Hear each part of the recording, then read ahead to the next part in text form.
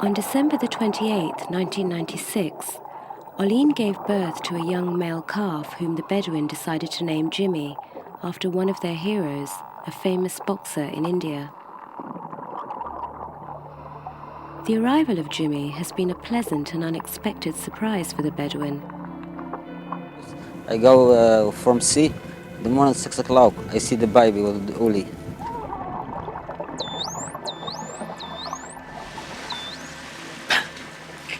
I slept here and at 6 a.m. I found the baby. I went fishing to bring food for the baby. I said no one should go in the water. I enjoy swimming with Jimmy. He's my friend. And we played together for many hours.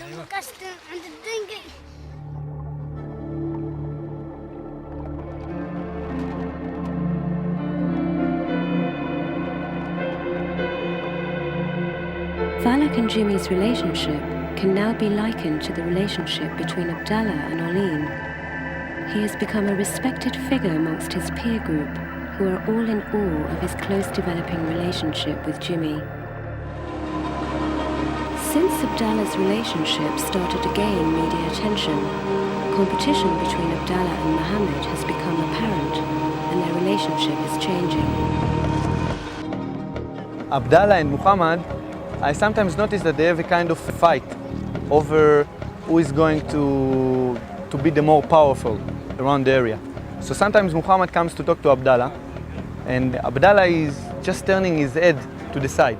Now for a normal guy it will be without any problem, because you can shout at him or say whatever you want. But Muhammad can't do anything. I mean, he can't touch Abdallah and he can't shout. As tourists have been flocking to the beach to swim with Oline, Abdallah now charges a small fee per person for the privilege.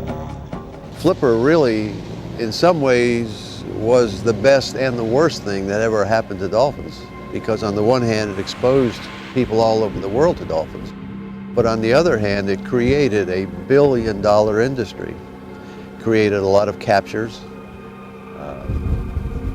and I feel somewhat responsible for that. That industry is something I helped create.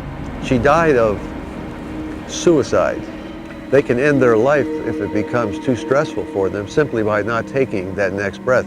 And I think there are many dolphins that die in captivity like this, self-induced asphyxiation, but you don't know about it because the veterinarian who is there to protect the entrepreneurs who own the place fill in the necropsy report the way they want to. America, dolphinariums are very, very big business.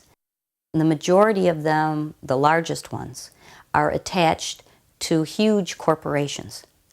And the ancillary business from the dolphinariums is the stuff that they sell.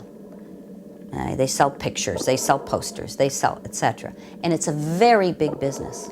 So in America, you're going to continue to have dolphinariums, which means you are going to continue to do this pseudo-therapy, this so-called therapy, because you have to justify keeping these animals. One of the most bizarre things I ever had happen is that I was asked to speak somewhere, and when I got there, in the middle of the desert, I was informed that this project that was about to take place was to bring dolphins in cement tanks, build cement tanks and bring the dolphin to the desert, and then bring people, charge people lots of money to come and be with the dolphins.